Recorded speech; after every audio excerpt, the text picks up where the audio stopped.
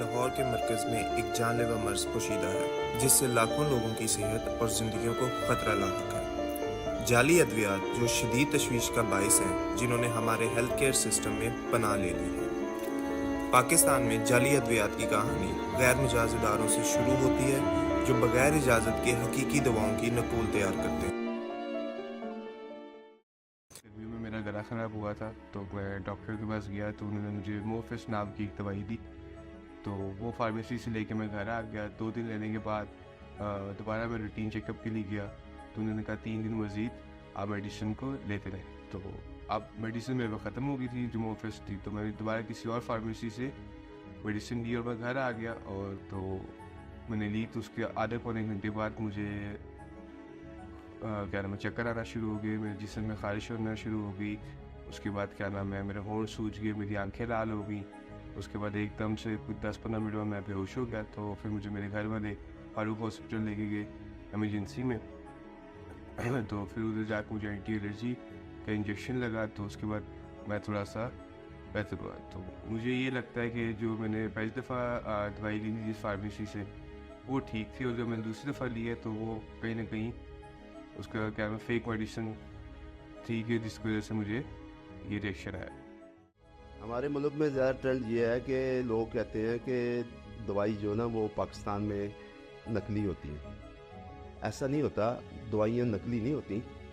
असल ये चीज़ है कि इंसान जब कोई भी दवाई इस्तेमाल करता है ना, स्टार्ट में तो उसका असर होता है। तो जब वही दवाई हफ्ता 10 दिन 15 दिन महीना इस्तेमाल करने के बाद वो जब उसका असर जो है ना वो कम होना शुरू हो जाता है। वो लोग समझते हैं कि शायद पहले महीने जो मैंने मेडिसिन ली थी वो असली थी, अब ये कोई नकली मिल गई। हालांकि नहीं है, ये बात नहीं है। हालांकि होता ये है कि वो मेडिसिन जो है ना उसका असर बॉडी कम देना शुरू कर देती है, इसलिए कि वो ज़्यादा इस्तेमाल करने से। इसलिए जो भी कोई भी मेडिसिन है वो इंसान को हफ्ता 10 दिन इस्तेमाल करने के बाद छोड़ देना चाहिए। जाली अद्वियात के इस्तेमाल के नताइज संगीन हैं, जिनमें गैर मौसर इलाज और सेहत के ख़तरात शामिल हैं।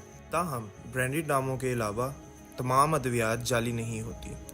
जाली अद्वियात और इनके मुतबादिल अद्वियात को लेकर सार्फिन में गलतफहमी पाई जाती है। मैं 5-6 साल की थी, मेरे वालिदैन बताते हैं कि मुझे बुखार हुआ था तो वो एक आम सी डिस्पेंसरी के पास मुझे ले गए थे। वहाँ से मुझे दवाई दी गई थी। कुछ मंथ्स के बाद उन्होंने नोट किया कि मेरे माथे पे और आँखों के ऊपर वाइट वाइट स्पॉट्स बन रहे हैं। जब स्किन स्पेशलिस्ट के पास लेके गए तो उन्होंने पूछा कि आपने कोई मेडिसिन ली है, तो उन्होंने बताया कि कुछ अर्सा पहले बुखार की वजह से एक आम सी डिस्पेंसरी में गए थे, वहाँ से दवाई ली गई थी। तो फिर डॉक्टर ने बताया कि आपने शायद फेक दवाई कोई यूज़ की है जिसका ऐसे ये साइड इफ़ेक्ट्स आ रहे हैं, अब उसकी स्किन वाइट होना शुरू हो जाएगी। मेरी पूरी बॉडी फुल वाइट हो चुकी हुई है। इस चीज़ का मेरी लाइफ पे जो इफ़ेक्ट पड़ा है वो बहुत ही बुरा हुआ है। जाली अद्वियात वो नकूल हैं जो बगैर किसी मेयारी जांच पड़ताल के बनाई जाती हैं, जबकि मुतबादिल और आम दवाइयाँ दूसरी दवाइयों जैसा असर रखती हैं। ये आमतौर पर एक ही केमिकल फार्मूले पर मुश्तमिल होती हैं और मुतलका फार्माकोपिया के मुताबिक मुनासिब तरीके से मिजाज होने के बाद तैयार की जाती हैं। जेनेरिक अद्वियात नुकसान नहीं देती, ताहम जाली अद्वियात जो कि नकूल हैं और जानबूझकर गलत लेबल लगाकर सार्फिन को गुमराह करने के लिए तैयार की जाती हैं, ये अद्वियात नुकसानदेह रद्द-ए-अमल की बड़ी वजह है। जब से ड्रैप हुआ है उस वक्त से जो है मेडिसिन की क्वालिटी बहुत अच्छी हो गई है, और जितनी मेडिसिन अच्छी क्वालिटी थी अब क्वालिटी में अब आ रही है, पहले इतना नहीं था। ड्रैप हो गया, उसके बाद डिस्ट्रिक्ट हेल्थ अथॉरिटी के पास DQCB की हमारी एक यहाँ पे पूरी ब्रांच है, वो इसकी क्वालिटी कंट्रोल को चेक करती है, और क्वालिटी की बेस्ट क्वालिटी की मेडिसिन जो है वो मार्केट में अवेलेबल है। कोई ऐसा इशू नहीं है कि सबसे स्टैंडर्ड जो है क्वालिटी की मेडिसिन मार्केट में सेल हो रही है। से जो अपना जो भी आपने पेटेंट फार्मूला होता है उसको आपने सारा रजिस्टर्ड करवाना होता है, किसके तहत आप ये मेडिसिन बना रहे हैं। उसके बाद रजिस्ट्रेशन के बाद आपने अपना सारा उसका प्रोटोकॉल देखना होता है, और उसकी रिस्पॉन्सिबिलिटी जो है वो फॉर्म 6 और फॉर्म 7 पे कंपनी खुद देती है कि इस मेडिसिन में कोई इशू आ जाता है तो हम लोग रिस्पॉन्सिबल हैं।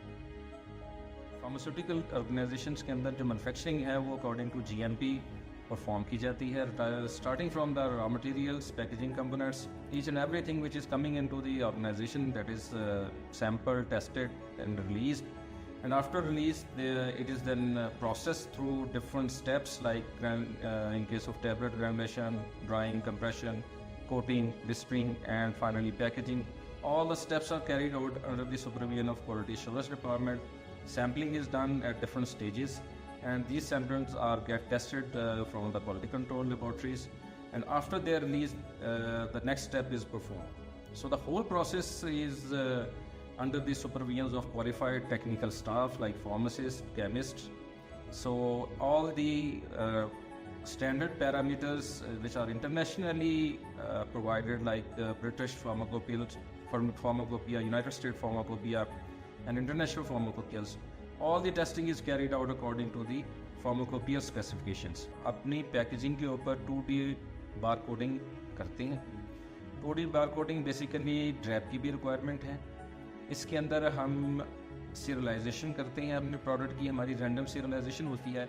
हर पैक के ऊपर एक सीरियल नंबर लगता है, एक GTI नंबर होता है जो ग्लोबली जो हम परचेज करते हैं. हर प्रोडक्ट के लिए अलग से हमारा GTI नंबर होता है. सेकेंडली हम ये सारा डाटा जो है अपने पास भी सेव रखते हैं. जो हम मेडिसिन यहाँ से तैयार करते हैं, उनके जितने पैक्स बनते हैं, उन सब के रिकॉर्ड हमारे पास मौजूद होता है. सेकेंडली हम इसको वेबसाइट के ऊपर भी अपलोड करते हैं, ड्रैप की वेबसाइट के ऊपर भी.